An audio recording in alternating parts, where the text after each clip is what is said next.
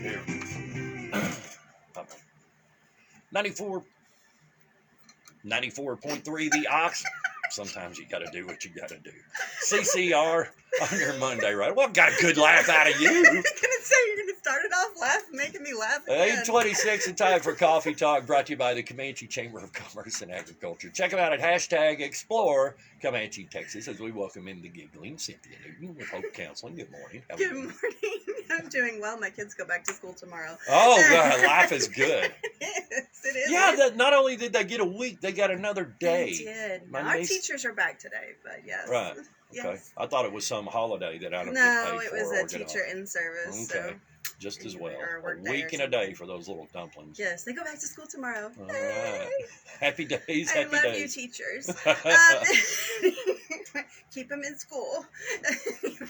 Do not send them back home. I don't care what they've done. Anyway, all right. So today I'm sorry. It's been crazy. Yeah. So I'm sorry I wasn't here last week. I was sick, so you didn't want me here. Okay. But anyway, I feel better. Glad you're better. Anyway, but today I'm going to talk to you about COVID, brain fog, and the lasting effects of COVID, and some of these long COVID effects and what they are, because we hear these terms and we don't know what they are. We don't think it's real, and I really want to talk to you about it.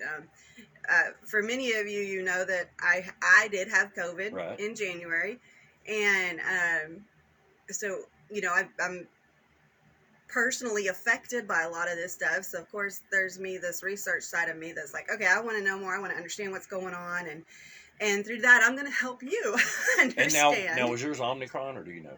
I don't know for sure. I'm pretty sure it probably was, but okay. Yeah, because I had it way back I had the original version. You had the original. Right. And I wouldn't have known it had I not been at my parents'. I had like fever for 4 days. Yeah.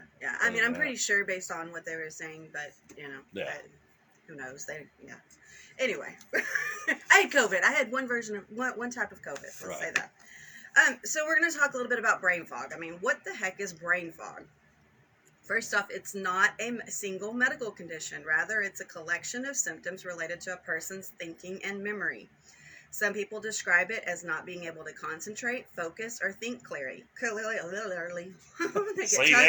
They get tongue-tied. They may struggle to pay attention.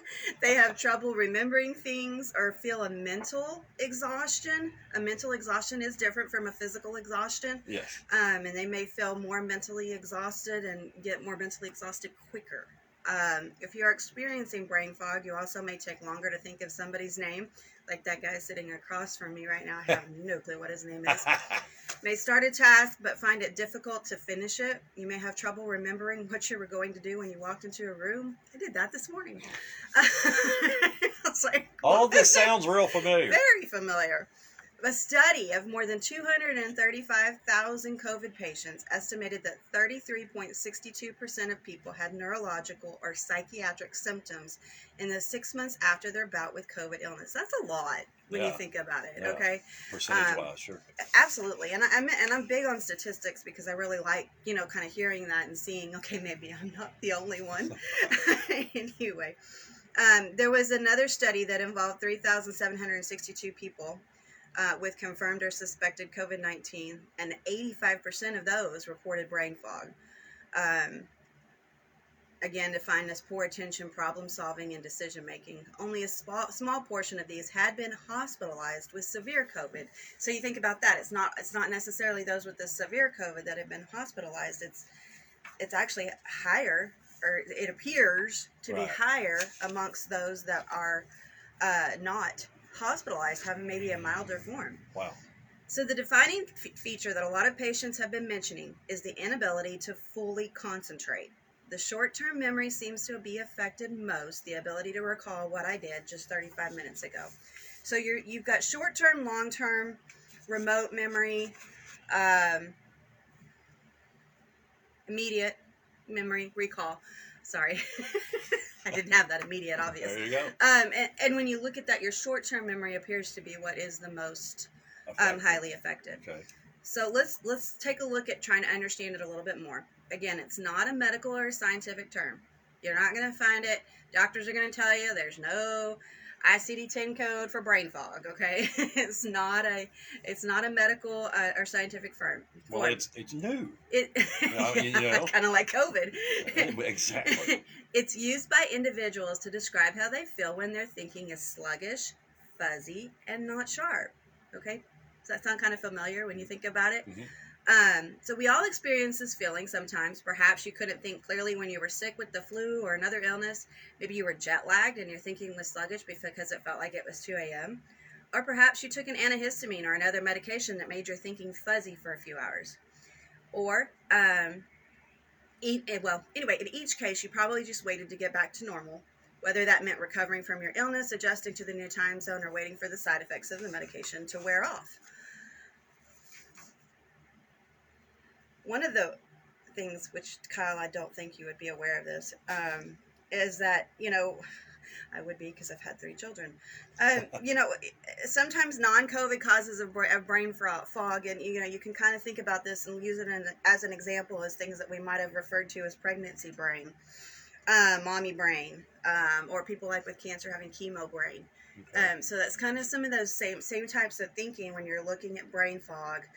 So if you think about some of those types of things, that again, it can cause that mental fogginess. There's also other actual medical conditions that can do that, such as MS or multiple sclerosis, TBI or traumatic brain injury, and chronic fatigue syndrome. Right. So those are really kind of big factors to look at. Maybe you already have those, and again, the differential is huge in determining what might cause that, to make sure that you're open and honest with everything with your physician. Again, I am not a medical doctor. I'm going to say that. I am not a medical doctor. I am a therapist. And I'm always going to tell you to talk to your medical doctor about anything that might be medically wrong with you. Brain fog might look and feel different depending on the person. Trust your gut. Noticing if mental sharpness you used to have before COVID is diminished. It could be someone who was really healthy, a successful executive in their late 20s who thinks, oh shoot, I forgot that meeting. I even had 8 different reminders on my phone and I still couldn't remember that. Always contact your primary care doctor to talk through your symptoms, potentially do some tests or look at treatment options. Brain fog and other long-haul symptoms are possible results of both mild and severe COVID cases. Treatment will vary from patient to patient. More research, of course, is needed on how to target the neural symptoms specifically, because again, this is kind of a new thing, Sure. We're still trying to learn it. If you think about, COVID started right at 2 years ago, where it's spring break.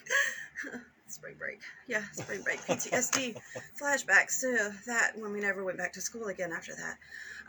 That's not going to happen this year. Dang it. My kids are going back to school tomorrow. Anyway, but the first step, of course, is identifying it. Many people may have lingering effects, but they're just ignoring it. Okay, that's concerning when you think about it, okay? Because there can be a lot of things causing that, and you don't really want to ignore it, all right? So advocate for yourself. No, if you're not feeling right, be open and say, hey, this isn't just a headache or a migraine, or this isn't my normal headache, or this isn't my normal fogginess, this isn't my normal kookiness. This is, this isn't my normal anxiety or depression. I don't feel right. I'm not sharp. I can't recall what I did 30 minutes ago, and that's not normal for me. Okay, so be open and honest and just have a conversation with your doctor about it. Your doctors are there for you. They're seeing this over and over and over again, even in our rural areas. I promise, when I went and sat down with my doctor, I was like, look, I don't feel normal. Of course, he said I'm not normal, but we already knew that. So just remember, normal's a setting on a dryer, so there's no such thing as normal. But anyway, my point is that, be open and talk to your physicians about it. Recognize that it may be outside, and there are things that they can do to help you. Okay, I was fixing to say, like, well, what they do for you? Well, we'll talk about that. Okay. But again, I'm going to preface by saying saying I'm not a doctor. Yeah, of course. He said Rub some dirt on it. You'll be all right. Get over it. Yeah. No.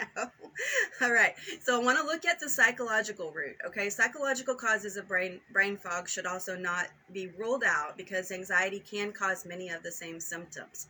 Okay.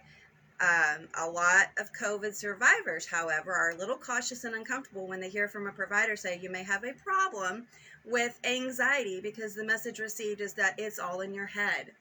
Okay, so you have to, be aware and be understanding of everything that's being said.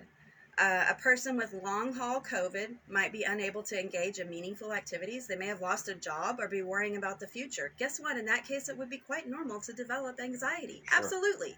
And in that context, that's what I would expect as a professional. We need to thoughtfully explore whether the psychological dynamics are contributing to worsening cognitive problems.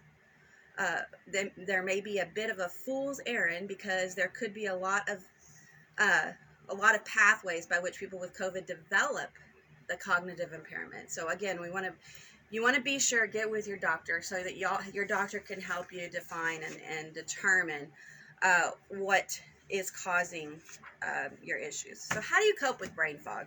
Okay, so again, I am not a physician. I want to preface this by saying that, okay? And I'm not going to talk to you about medications or anything like that, okay? Because that's outside of my scope of practice, and if you feel like you do need that, then I'm going to tell you to go to contact your physician and get an appointment and talk to them about that. Right. However, I'm going to talk to you about some research-backed strategies for coping with brain fog that are non-medicated, non-medicine related, okay? So I love this one because it seems like every time I talk about it, it always boils down to this. Get aerobic exercise, Kyle. Oh, yeah. I mean, I know that's difficult for you, but... Oh, no, I got one of them balls and everything. I'm all Get over the place. aerobic exercise. Even if it's just 30 minutes or 15 minutes, anything, that will help you because of the way it helps your body, the way it gets that blood flowing to your brain, the way it creates oxygen. Try cognitive stimulation. This is huge. This is huge with the dementia patients that I work with.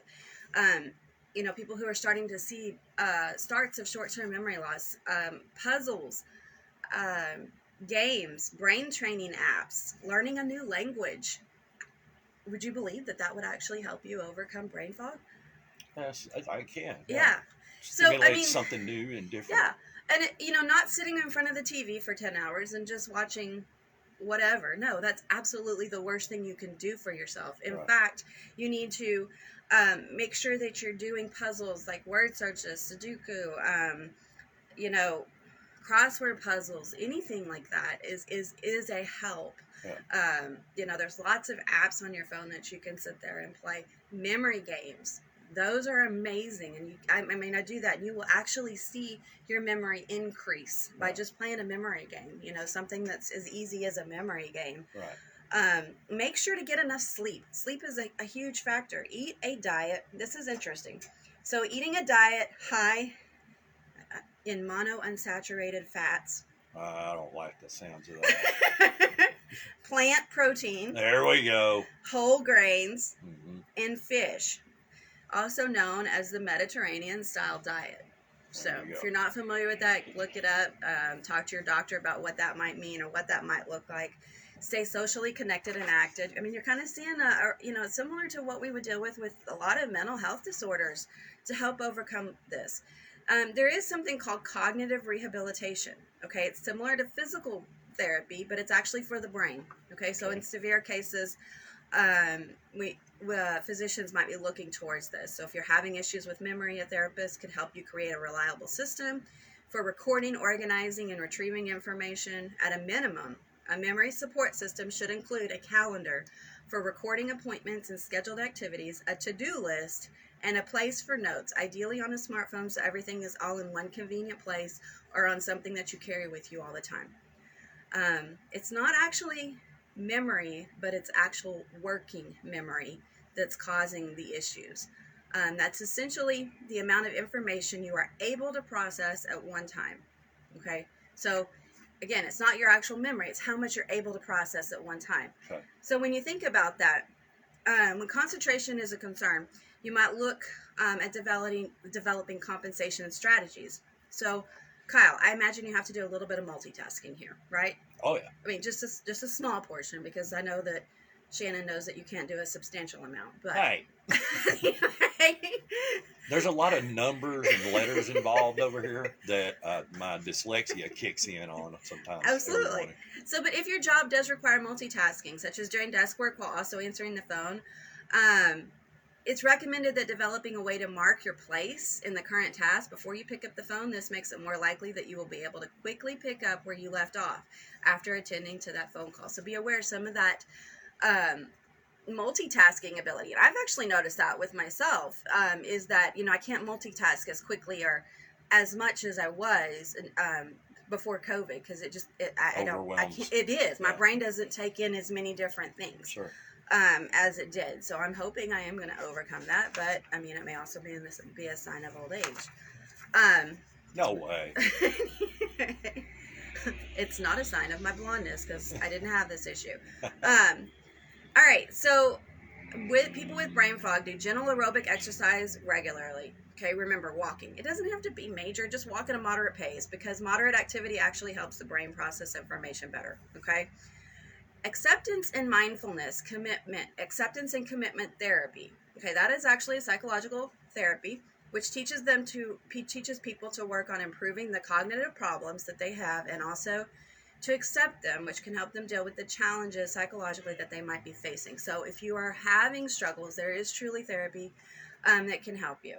That can help you work through all of that. So all sorts of, again, memory aids, calendars, planners, to-do lists, pill boxes, phone apps that can help you to use the parts of the brain and organize systems that are working well. Okay, so you want to try to find ways to compensate.